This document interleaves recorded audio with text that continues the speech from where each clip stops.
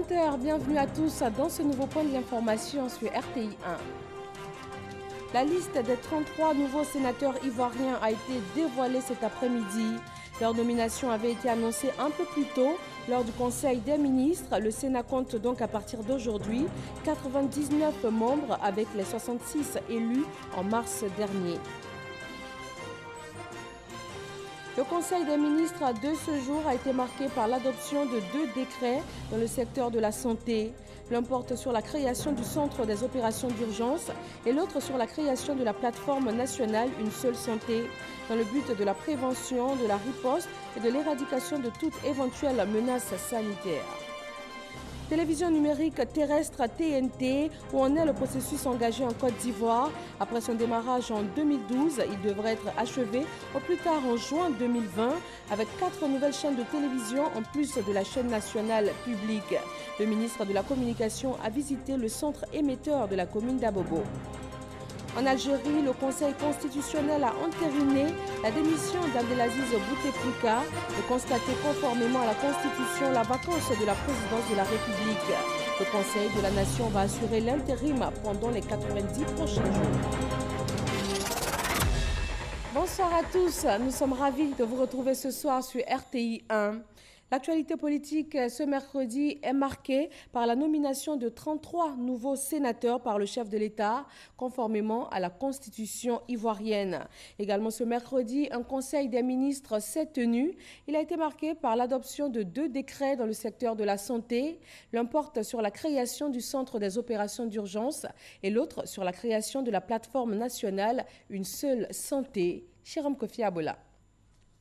Le Conseil des ministres, ce mercredi 3 avril, présidé par le chef de l'État, le président de la République Alassane Ouattara, a adopté une ordonnance portant modification du taux du droit unique de sortie sur les exportations de noix de cajou, ainsi que son projet de loi de ratification. Cette ordonnance ajuste le taux du 2US sur les exportations de noix de cajou pour tenir compte de la baisse des cours internationaux de cette matière première agricole.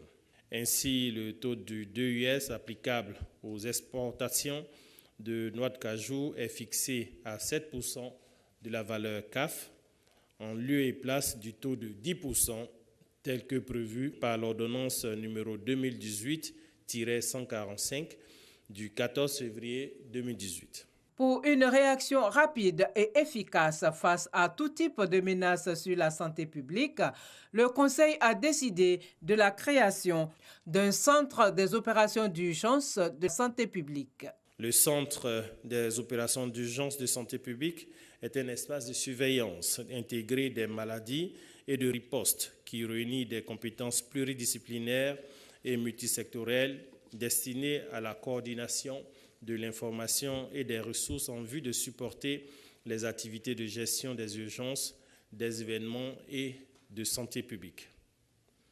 Ce décret fixe l'organisation et le fonctionnement du centre de manière à accroître ses capacités de détection, de prévention et de riposte à tout type de menaces sur la santé publique. Le gouvernement a également autorisé la création d'institutions financières pour l'accompagnement de la politique de développement. Dans le cadre de la mise en œuvre de la stratégie de développement du secteur financier, le gouvernement a décidé de mettre en place un écosystème financier dédié à certains secteurs d'activité tels que l'agriculture, l'industrie et la consommation. Il s'agit notamment de la création d'un fonds d'investissement destiné au financement de projets structurants à la fois du privé et du public et de la création de plusieurs banques de financement des activités des secteurs agricoles et industriels.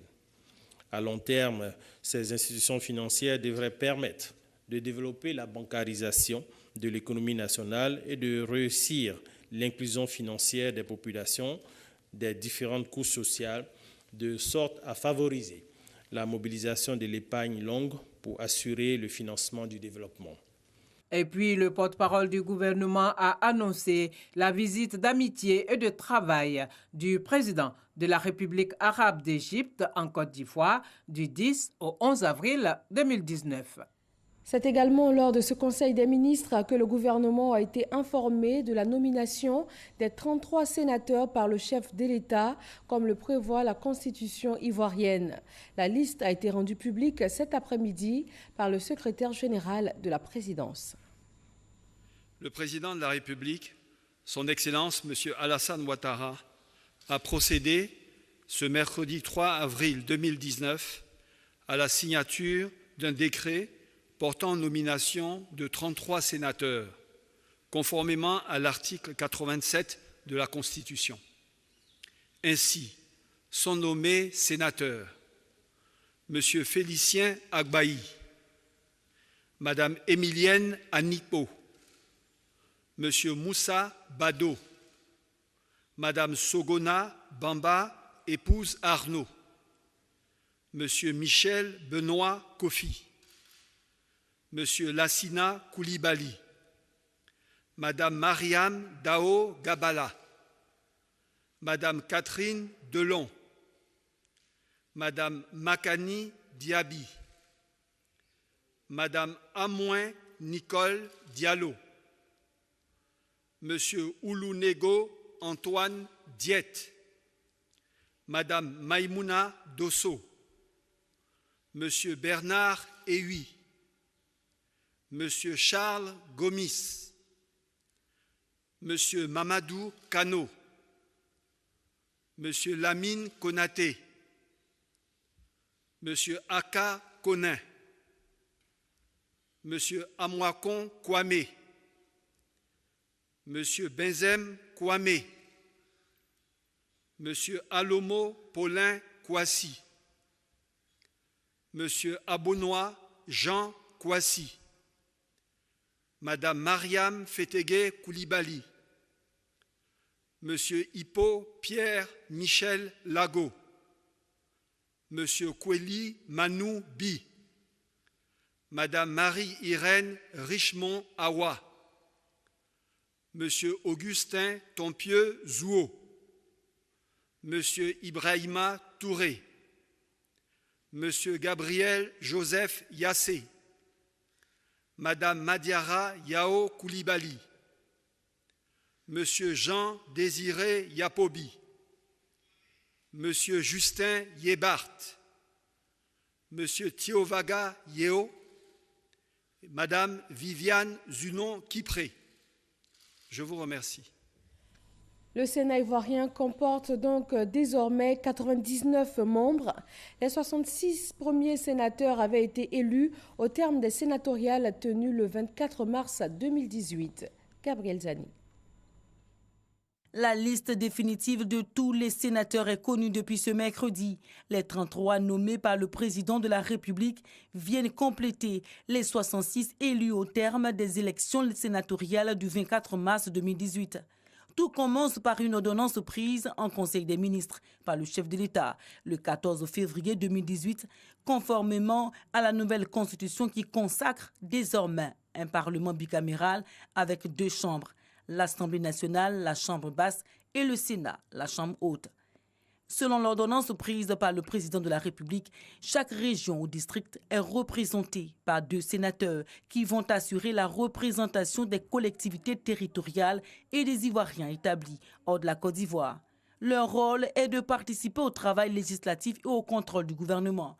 À la faveur du scrutin sénatorial du 24 mars 2018, les 2 tiers des membres de cette institution ont été votés par 710 grands électeurs. La liste des 33 nouveaux membres vient donc porter à 99 le nombre requis de sénateurs par la loi fondamentale ivoirienne. Les 33 sénateurs ont été désignés en raison de leur expertise et compétences, notamment dans les domaines politiques, scientifiques, culturels et économiques. Parmi ces sénateurs, l'on dénombre 11 femmes. Le quota de 30% de représentativité féminine dans les institutions vient d'être respecté par le président de la République, Alassane Ouattara, conformément aux décisions prises lors du Conseil des ministres du 6 mars 2019. Le mandat des sénateurs est de 5 ans, mais conformément aux dispositions exceptionnelles de la Constitution de la Troisième République, le mandat de ces premiers sénateurs prend fin en 2020. M. Jano Haoussou Kouadjo, président du Sénat, convoque mesdames et messieurs les sénateurs à la séance plénière relative à l'ouverture de la session ordinaire 2019 qui se tiendra le jeudi 11 avril 2019 à 16h30 à la Fondation Félix Houphouët-Boigny pour la recherche de la paix de Yamoussoukro. Le présent communiqué tient lieu de convocation individuelle. Il est signé le secrétaire général adjoint Touré Ousmane Samassi. Le président de la République, Alassane Ouattara, était au Sénégal. Il a assisté à l'investiture du président sénégalais Macky Sall, réélu le 24 février dernier pour un deuxième mandat à la tête de son pays. Chiram Kofi Abola. Un séjour de 48 heures du président de la République de Côte d'Ivoire, Alassane Ouattara, au Sénégal, a compté du lundi 1er avril 2019. Et pour cause, l'investiture du président sénégalais Macky Sall, élu pour un second mandat à la tête de son pays.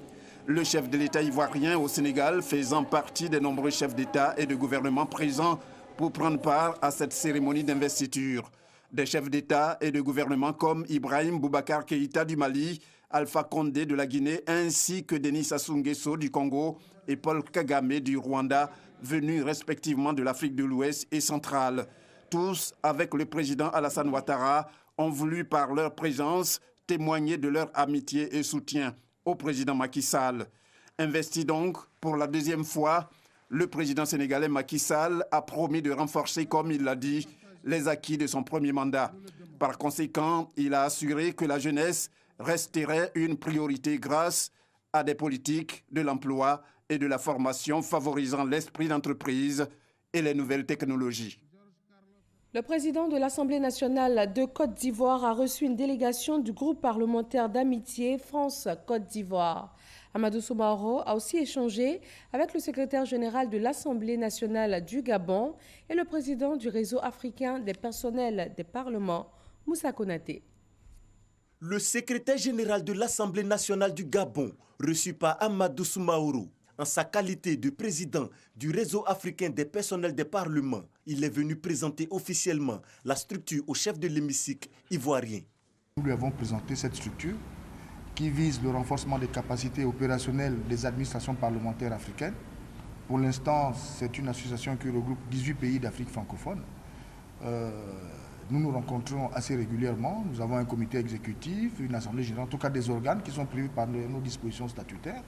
Et donc nous sommes allés présenter tout cela à Monsieur le Président de l'Assemblée nationale, avec bien entendu notre plan d'action à court terme, parce que nous avons un mandat de 3 ans, donc qui s'achève en 2021.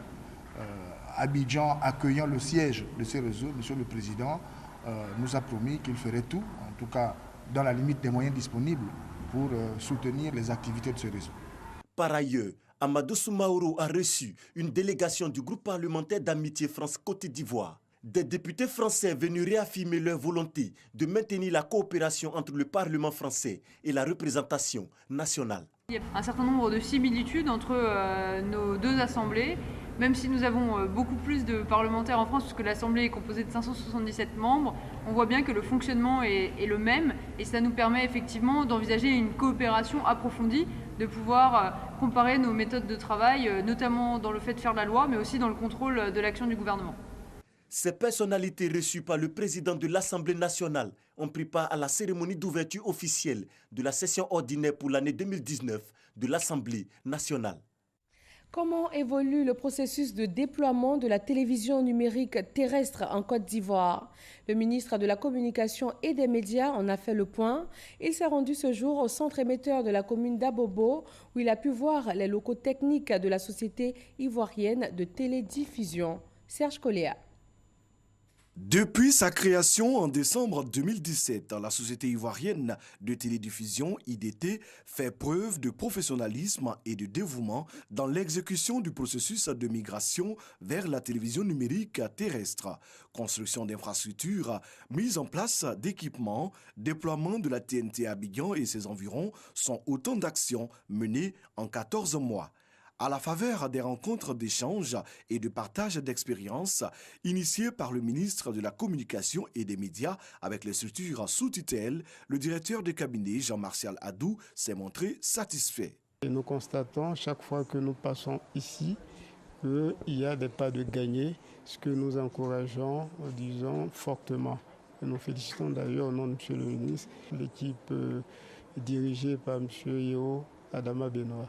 Au cours de cette rencontre, plusieurs questions ont été abordées, notamment la disponibilité du décodeur TNT et de l'antenne UHF, l'extinction du signal analogique, l'effectivité de la libéralisation de l'espace audiovisuel avec l'avènement de 6 nouvelles chaînes de télévision, en plus de la RTI. Nous avons eu des séances de travail avec des importateurs qui nous ont rassuré que très bientôt, d'ici 1 mois, nous devrons être capables d'avoir en tout cas le maximum de décodeurs qui allaient inonder la Côte d'Ivoire. La question qui se pose, c'est le coût. Mais là aussi, le gouvernement a réfléchi, puisque le gouvernement veut accompagner tous les ménages à travers effectivement le projet social pour qu'on puisse acquérir ces équipements à moins de coût, tout simplement en jouant sur l'exonération des taxes, de telle sorte à faire chuter effectivement les coûts. D'importants défis attendent la société ivoirienne de télédiffusion avant l'échéance de juin 2020. Dans le domaine du transport, le centre de gestion intégré de la mobilité a été visité par le ministre des Transports. Outre le déploiement des infrastructures techniques, ce centre opérateur sert de cadre à la phase pilote du projet de mise en place du système de transport intelligent. Un projet destiné à révolutionner la gestion et aussi le contrôle du transport routier en Côte d'Ivoire. Jean-Luc Mangbo. Excès de vitesse, mauvais dépassement, stationnement gênant ou abusif sur les grands axes routiers. Aucune infraction routière n'échappe à ces agents devant leurs écrans. Nous sommes dans les locaux du Centre de gestion intégré de mobilité à Trècheville, le laboratoire de mise en œuvre du système de transport intelligent STI, un projet dont le ministre des Transports est venu constater l'évolution. Nous sommes capables aujourd'hui, tout en restant ici, de surveiller la circulation, de voir ce qui se passe sur nos routes, de repérer ceux qui ne respectent pas le code de la route, de leur envoyer des messages pour leur dire qu'ils n'ont pas respecté le code de la route. D'ici la fin de l'année, le système devrait être totalement opérationnel. C'est le 6 février 2019 que le gouvernement a adopté en Conseil des ministres la communication relative au projet de mise en place d'un système intelligent de la gestion de la circulation routière. Une solution qui vise à améliorer la sécurité routière et à équiper l'administration d'outils performants en matière de maîtrise de la mobilité des personnes et des biens. Comme nous l'avons dit, 2019 pour nous c'est l'année de la sécurité routière. Nous continuons donc de travailler pour que sur la route, l'incivisme cesse sur nos routes, que les contrôles techniques soient effectués, que les passagers, nos frères et sœurs, voyagent dans de meilleures conditions de sécurité, que la route ne soit pas un danger. Le projet STI est fin prêt. Il consistera notamment en un déploiement d'un réseau de radars fixes et embarqués, à la mise en œuvre de la vidéo-verbalisation, à la gestion automatisée des amendes et à la mise en place d'un système d'information en temps réel sur les accidents de la route. Le programme de mentoring des leaders de demain est un projet lancé ce mercredi à Abidjan par le patronat ivoirien. L'objectif est d'assurer un meilleur encadrement des femmes d'affaires. Il vient répondre à un besoin exprimé par une classe de jeunes femmes dynamiques et déjà lancée dans le monde de l'entrepreneuriat. Lancine Bakayoko. Ce programme de mentoring, une initiative exclusivement dédiée à la promotion du leadership féminin. 75 jeunes femmes, cadres et entrepreneurs issus de 42 entreprises ont donc été sélectionnées. L'initiative que nous avons, c'est pour dire à la jeune génération d'oser entreprendre, de se faire confiance. Elles sont toutes compétentes. Croire en soi, en ses compétences, avoir une vision et se lancer dans l'entreprise. Et tout au long du projet qui durera une année, les bénéficiaires seront accompagnés par une soixantaine de mentors, femmes dirigeantes de premier plan, issus d'une trentaine d'entreprises, membres du réseau de la Confédération générale des entreprises de Côte d'Ivoire. Tout ce que l'on souhaite effectivement à travers ce programme, c'est que les femmes prennent définitivement leur place à tous les niveaux de la société, que ce soit dans les entreprises ou qu'elles soient extrêmement performantes dans leurs projets d'entrepreneuriat. Des indicateurs de progrès permettront de mesurer l'impact concret du programme sur la génération de femmes à fort potentiel de Côte d'Ivoire. En encourageant l'initiative, le patronat ivoirien vise 3 objectifs. Le premier c'est de nous assurer qu'on développe un programme qui corresponde aux réalités ivoiriennes. Le deuxième étant le patronat, donc qui réunit toutes les entreprises de Côte d'Ivoire pour que les femmes cadres et les femmes entrepreneurs puissent vraiment éclore. Et troisièmement, notre appui est un appui en fait financier à la réalisation de ce programme. À l'issue de cette première année, le programme de mentoring sera étendu et accessible à un plus grand nombre de femmes et à d'autres pays africains. Abidjan a abrité ce mercredi la rencontre de l'Union des conseils économiques et sociaux et institutions similaires d'Afrique. Elle a entre autres porté sur l'état d'exécution de la feuille de route et des questions relatives aux liens de coopération entre les membres. Sidonie Davila. Ils se sont rencontrés pour évoquer les problèmes liés à leur association, l'UCESA, l'Union des conseils économiques et sociaux et institutions similaires d'Afrique. Une réunion présidée par Boulkassoum Aïdara, président de cette fêtière et président du Conseil économique, social, environnemental et culturel du Mali. Les buts que notre institution panafricaine développer un partenariat dynamique et fécond, élaborer un plan d'action visant à élargir l'UCESA à d'autres membres comprenant tous les États de l'Afrique francophone, anglophone, hispanophone, lusophone et arabophone. Plusieurs délégations du Gabon, du Sénégal, du Mali, du Maroc et bien d'autres pays ont participé à cette rencontre à laquelle participait également le ministre chargé des institutions, Gilbert Kafana Koné. C'est un témoignage éloquent du dynamisme de la coopération multilatérale de la Côte d'Ivoire.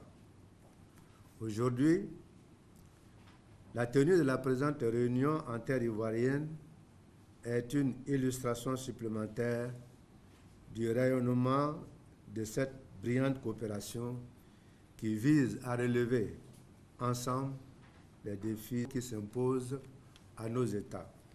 Cette réunion, qui s'inscrit dans le cadre des rencontres périodiques de l'UCESA, a été l'occasion pour les membres de féliciter Charles Kofi Dibi, nouveau président de l'Association internationale des conseils économiques et sociaux et institutions similaires, AICESIS. Cette mobilisation exemplaire autour de la candidature ivoirienne impose pour notre part un devoir de gratitude pour cet honneur fait à notre pays.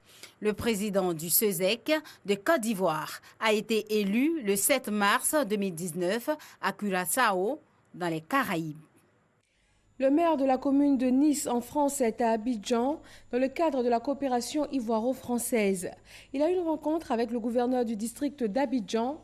Les deux hommes ont passé en revue les projets concernant notamment la jeunesse et l'autonomisation de la femme. Grâce Kando. Christian Estrosi, maire de la ville de Nice en France, et Robert Begré-Mambé, gouverneur du district d'Abidjan, au centre d'incubation, incite à l'encadrement des jeunes porteurs de projets. La visite du maire de la ville de Nice sur le bord de la lagune Ébrié s'inscrit dans le cadre du jumelage entre Abidjan et Nice signé depuis septembre 2013. Que ce soit dans le domaine de l'environnement, où nous avons, avec des capteurs sur la pollution atmosphérique, les problèmes de pollution sonore, et puis d'autres sujets, notamment qui touchent à la ville intelligente, où nous savons aujourd'hui que pour gérer les flux de circulation, de déplacement, d'économie d'énergie, de tri des déchets, de plus en plus des technologies arrivent sur le marché pour que nous puissions les mettre au service de l'administration de nos grands centres urbains. Eh bien, voilà, on a travaillé sur tous ces partenariats. Nous prenons exemple sur lui pour le développement fulgurant en matière d'énergie numérique, en matière du numérique à Nice, en matière de développement des affaires et en matière de tourisme. Nos attentes sont celles que nous impose le développement futur d'Abidjan. Notre coopération, elle est dynamique, concrète. Avant la visite du centre d'incubation, le maire de la ville de Nice a aussi visité une école primaire où il a remis des pots de peinture. En plus de cette école, d'autres établissements ont aussi bénéficié d'ordinateurs et d'ouvrages scolaires. L'usine de transformation d'Atiéké de Brofort-Doumé n'a pas été oubliée. Les femmes ont reçu un véhicule flambant neuf pour leurs activités. Les idéaux de paix et de cohésion du RHDP, il en a été question à Béoumi, dans le centre du pays. Le ministre Amédée Kouakou a échangé avec une centaine de chefs coutumiers. Ils sont désormais en mission de sensibilisation pour la paix et le développement en Côte d'Ivoire. Léon Bro. Ils sont venus de tous les villages du département de Béoumi, sans un chef coutumier, avec à leur côté les présidents de jeunes et d'associations de femmes pour s'accorder avec la délégation du RHDP sur la nécessité de cohésion et de paix. Le progrès en Côte d'Ivoire et le bonheur pour chaque Ivoirien en dépendent, leur a expliqué la mission conduite par le ministre Amédée Kouakou. Ils ont bien compris ce message, qui est un message du président de la République, président du RHDP, qui est un message de paix, un message de cohésion, un message d'entente. Les populations ont besoin de routes, ont besoin d'écoles, ont besoin de centres de santé, ont besoin d'électricité. Et nous l'avons vraiment exprimé clairement. Mais tout ça ne peut se faire que dans la paix et dans la cohésion. Mission confiée aux leaders de communauté à Béoumi, la sensibilisation à la paix pour le développement, en clair, prôner l'oufouettisme, raison d'être du RHDP. Ici, comme partout où ils sont déjà passés, Amédée Kouakou et ses camarades ont simplement opposé au sentiment de peur suscité par le désaccord entre les deux grands précurseurs du RHDP, l'indispensable reconstitution de l'unité ivoirienne. Isolés, nous sommes faibles, mais ensemble, nous sommes forts. C'est pour ça que lors du congrès, on a dit RHDP, la force d'une Côte d'Ivoire rassemblée. Le nom RHDP, c'est le président Henri Konan Bédié lui-même qui a souhaité qu'on donne ce nom. Le PDCI a toute sa place à l'intérieur du RHDP.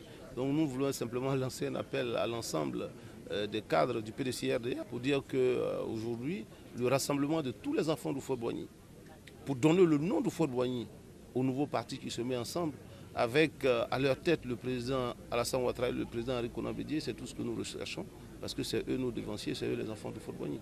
Cette rencontre aussi l'occasion d'échanges entre populations et membres du gouvernement sur la récente crise de l'école ivoirienne, la campagne Anacad et la vision du chef de l'État pour l'essor de Béoumi.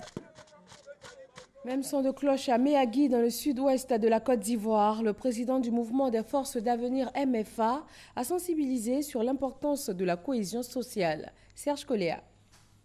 Marchons main dans la main pour construire une Côte d'Ivoire émergente. C'est le message délivré par Siaka Ouattara à la place de l'indépendance de Méagui.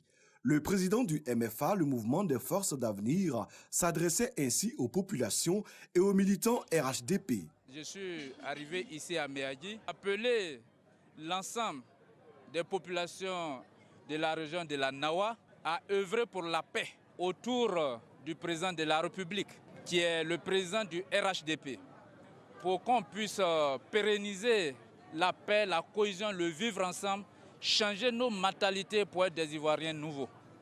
Venus des villages de la région de la Nawa, les différents intervenants à cette rencontre ont marqué leur adhésion au discours du président du MFA.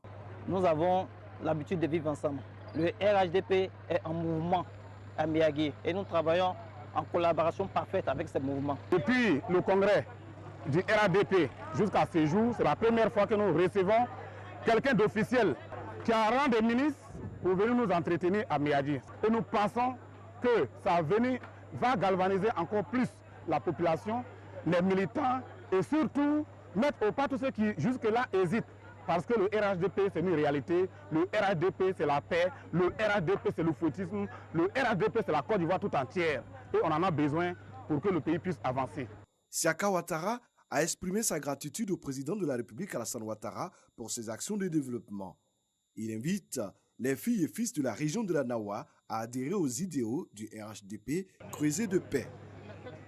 Dans l'actualité internationale, en Algérie, le Conseil constitutionnel a entériné la démission du président Abdelaziz Bouteflika et a constaté, conformément à la Constitution, la vacance de la présidence de la République. Ensuite, cette démission va être présentée devant les deux chambres du Parlement qui doivent l'approuver aux 2/3 des votants. Le Conseil de la Nation va ensuite assurer l'intérim pendant 90 jours. Ces jours vont permettre de fixer une date pour une élection présidentielle. Sur le dossier du Brexit, la première ministre britannique rencontre le chef de l'opposition travailliste Jeremy Corbyn ce mercredi. Il est question de trouver un compromis sur le Brexit afin d'éviter une sortie de l'Union européenne sans accord le 12 avril prochain. Et rappelons pour terminer qu'ici, en Côte d'Ivoire, la liste des 33 nouveaux sénateurs est connue. Ils ont été nommés ce mercredi par le chef de l'État, conformément à la Constitution de Côte d'Ivoire. Le Sénat compte donc à partir d'aujourd'hui 99 membres, avec les 66 élus en mars dernier. Et c'est tout pour ce journal. Vous pouvez le retrouver ainsi que toutes nos éditions sur les www.rti.ci. Bonsoir à tous.